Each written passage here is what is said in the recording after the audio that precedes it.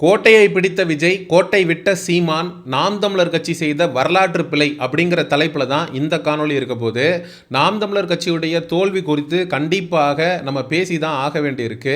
நாம் தமிழர் கட்சி கடந்த நாடாளுமன்ற தேர்தலில் கிட்டத்தட்ட 8.2 விழுக்காடு வாக்குகளை வாங்கி அங்கீகரிக்கப்பட்ட அரசியல் கட்சியாக மாறிய நாம் தமிழர் கட்சி ராகுல் காந்தியா மோடியா அப்படிங்கிற இடத்துலையே அங்கீகரிக்கப்பட்ட கட்சியாக ஒரு கட்சி மாறுது. அப்படிங்கிறப்போ நடந்த சட்டமன்ற தேர்தலில் சீமானவர்கள் தான் முதலமைச்சராக வேண்டும் என்று அண்ணன் சீமானவர்களை முன்னிறுத்தி பிரச்சாரத்தை மேற்கொண்டு மற்ற கட்சிக்காரன் உழைச்சதை விட 200 மடங்கு அதிகமாக உழைத்து களத்தில் எஃபர்ட் போட்ட நாம் தமிழர் கட்சி வாக்கு விழுக்காடு சரிந்ததற்கான காரணம் என்ன?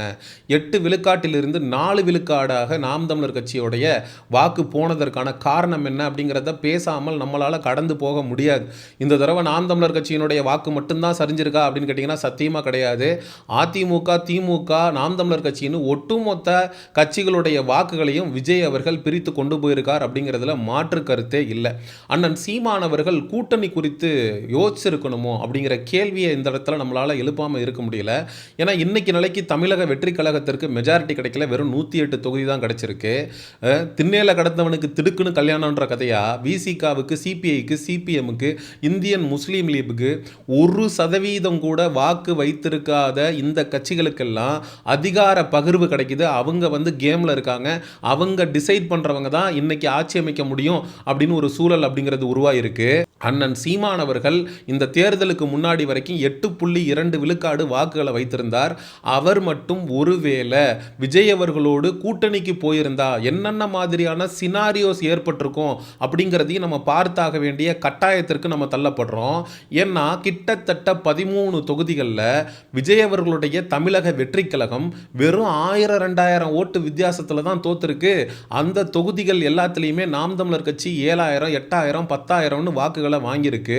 ஒருவேளை தமிழக வெற்றி கழகத்தோடு நாம் தமிழர் கட்சி இணைந்து பயணித்து இருந்துச்சு அப்படின்னா கண்டிப்பாக தமிழக வெற்றி கழகத்துக்கு இந்த மைனாரிட்டி 108ங்கிற நம்பர் வந்திருக்காது. 120 தொகுதிகளுக்கு மேலே கைப்பற்றி இந்நேரம் தமிழக வெற்றி கழகம் அப்படிங்கிறது ஆட்சி அமைந்திருக்கும்.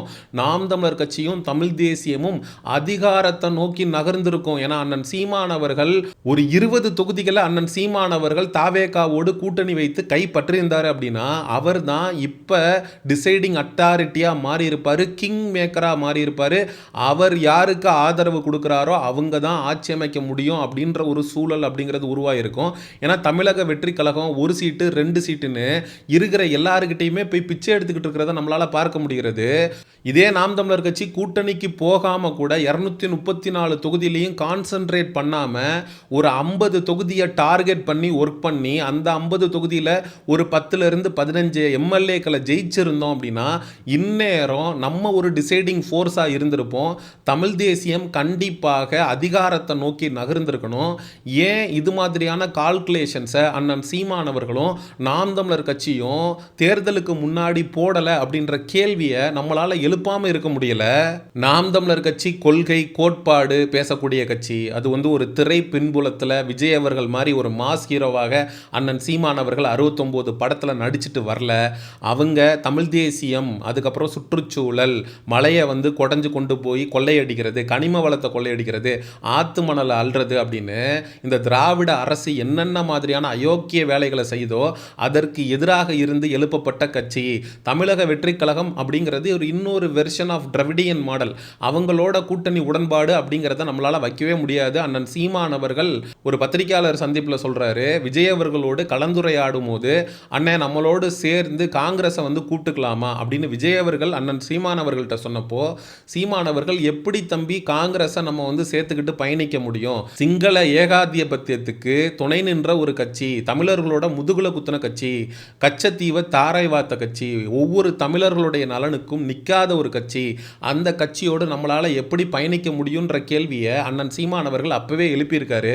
குறிப்பாக தமிழக வெற்றி கழகத்திற்கும் நாம் தமிழருக்கும் மிகப்பெரிய அளவில் கொள்கை முரண் ஏற்பட்டது எங்க அப்படின்னா விஜய் அவர்களும் சீமான் அவர்களும் சந்திப்பு நடத்தி முடித்ததுக்கப்புறம் விஜய் அவர்கள் கொள்கைகளை அறிவிக்கும் போது ஈவேராவை கொள்கை தலைவர் அப்படின்றத முன்னிறுத்தினாரு. அண்ணன் சீமான் அவர்கள் ஈவேராவை எதிர்த்து பேசி தான் ஒரே நாளில் 80க்கும் மேற்பட்ட வழக்குகளை வாங்குறாரு. இது மாதிரி ஏகப்பட்ட விஷயங்கள் விஜய் அவர்களும் சீமான் அவர்களும் கூட்டணி அமைக்க முடியாமல் போனதற்கு ஒரு முக்கிய காரணமாக அமைந்தது. அதிகாரத்தை நோக்கி நகரும் போது நம்ம ஒரு சில விஷயத்தை காம்ப்ரமைஸ் பண்ணி தான் ஆகணும். ஏன்னா அடுத்த 5 வருடத்திற்கு நம்ம அதிகாரத்தில் இருக்க போவதில்லை. தமிழக வெற்றி கழகம் அப்படிங்கிற ஒரு கட்சி தான் இப்போ ஆட்சி அதிகாரத்தில் இருக்க போகுது. அப்படிங்கிறப்போ இதுக்கு முன்னாடி திராவிட முன்னேற்ற கழகத்தை எதிர்த்து அரசியல் பண்ணிட்டு இருந்தோம், அதிமுகவை எதிர்த்து அரசியல் பண்ணிட்டு இருந்தோம், பாஜகவை எதிர்த்து அரசியல் பண்ணிட்டு இருந்தோம், இப்போ தாவேகாவை எதிர்த்து அரசியல் பண்ண போகிறோம். எப்போவுமே மற்றவங்களை எதிர்த்து அரசியல் பண்ணிக்கிட்டே இருந்தால் நம்ம எப்போ ஆட்சி அதிகாரத்தை நோக்கி நகர்றது அப்படின்னு அண்ணன் சீமான் அவர்களுக்கு பின்னால் இருக்கக்கூடியவர்கள் வெளியில் கேள்வி எழுப்பாமல் இருக்கலாம்.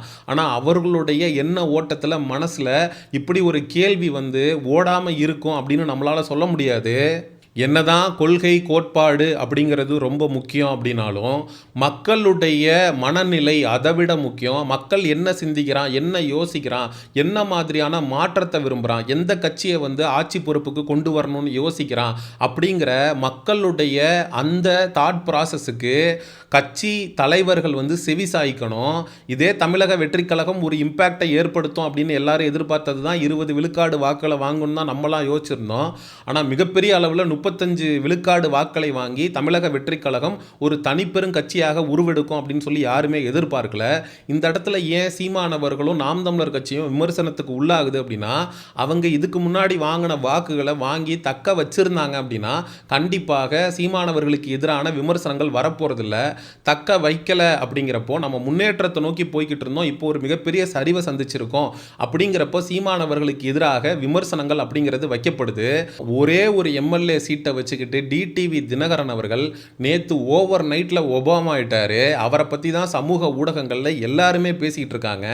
நாம் தமிழர் கட்சியை விட ரொம்ப குறைவாக வாக்கு எண்ணிக்கை வைத்திருக்கிறவர்களுடைய கைகள் ஓங்கி இருக்கிறத, அவங்க கேமுக்குள்ளே இருக்கிறத, அவங்கெல்லாம் டிசைடிங் அத்தாரிட்டியாக இருக்கும்போது 8 விழுக்காடு வாக்கு வைத்திருந்த நாம் தமிழர் கட்சி அதிகாரத்தை நோக்கி நகர்ந்திருக்கலாமே. இதே தாவேகாவோடு தான் கூட்டணி வைத்து நாம் தமிழர் கட்சி அப்படிங்கிறது அதிகாரத்தை நோக்கி நகர்ந்திருக்கணுங்கிற அவசியம் இல்லை. ஒருவேளை எடப்பாடி பழனிசாமி அவர்களோடு அதிமுகவோடு கை கோர்த்திருந்தால் கூட ஒரு சான்ஸ் இருந்திருக்குமே. ஏன்னா 50க்கும் மேற்பட்ட தொகுதிகள் ரொம்ப சொற்ப வாக்குகளுடைய வித்தியாசத்தில் தான் வெற்றி தோல்வி அப்படிங்கிறது முடிவாக இருக்கு. அந்த வெற்றி தோல்வியை முடிவு பண்ணது யாருன்னா நாம் தமிழர் கட்சியினுடைய தலைமை ஒருங்கிணைப்பாளர் சீமானவர்கள். அவருடைய ஓட்டுன்றது ஒரு பக்கம் போலரைஸ் ஆகுது அப்படின்னா கண்டிப்பாக தமிழ் தேசிய அரசியல் அப்படிங்கிறது அதிகாரத்தை நோக்கி நகரும் அப்படிங்கிறது தான் பல அரசியல் விமர்சகர்களுடைய கருத்தாக இருக்கிறது. அண்ணன் சீமான் அவர்கள் அடிக்கடி சொல்லுவார், வென்றால் மகிழ்ச்சி தோற்றால் பயிற்சி அப்படின்னு. ஆனால் தேர்தல் அரசியல் அப்படிங்கிறது ஒரு கூட்டணி கணக்குகளை வச்சு தான் அது அமையுது. அந்த கூட்டணி கணக்குகளை நம்ம சரியாக போடலை அப்படின்னா நம்மளுடைய உழைப்பு அப்படிங்கிறது களத்தில் வீணாவதற்கான வாய்ப்பு இருக்குது. ஏன்னா நிறைய லட்சக்கணக்கான நாம் தமிழர் கட்சி தம்பிகள் களத்தில் உழைப்பை போட்டிருக்காங்க. அவங்க உழைப்புக்கான ஊதியம் அப்படிங்கிறது கிடைக்காம போகும்போது காலப்போக்கு அவங்க சோர்வடைவதற்கான வாய்ப்புகள் அப்படிங்கிறது இருக்கு. ஏன்னா நாம் தமிழர் கட்சியுடைய வாக்கு 8லிருந்து 4ஆக குறைந்திருக்கு.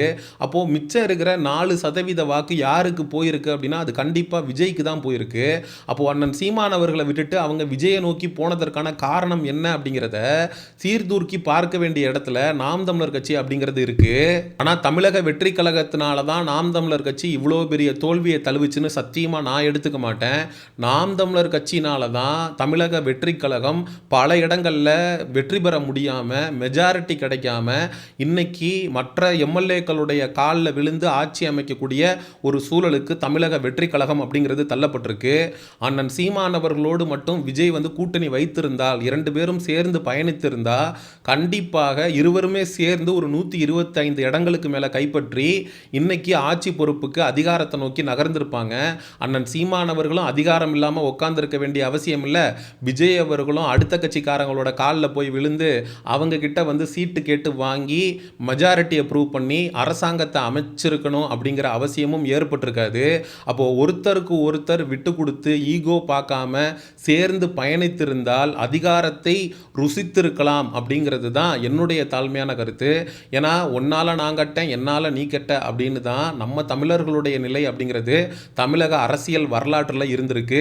அதற்கு விஜய் மற்றும் சீமான் இருவருமே விதிவிலக்கு இல்லை அப்படின்னு சொல்லி இந்த காணொலியை நிறைவு செய்கிறேன். அண்ணன் சீமான் அவர்கள் இதுக்கப்புறமும் தனித்து பயணிக்கணுமா இல்லை கூட்டணி முடிவுகளை ரொம்ப ஆழ்ந்து யோசித்து ஏதாவது ஒரு கட்சியோட கூட்டணிக்கு போய் அதிகாரத்தை நோக்கி நகரணுமா அப்படின்னு நாம் தமிழர் கட்சி தம்பிகளான நீங்கள் என்ன நினைக்கிறீங்க அப்படிங்கிற உங்களுடைய கருத்துக்களை மறக்காமல் கமெண்ட் செக்ஷனில் சொல்லுங்கள். சமூக நிகழ்வு அரசியல் சார்ந்த பதிவுகளுக்கு செயோனிசம் சேனலை சப்ஸ்கிரைப் பண்ணுங்கள். அடுத்த ஒரு காணொலி பதிவில் சந்திப்போம். நன்றி, வணக்கம்.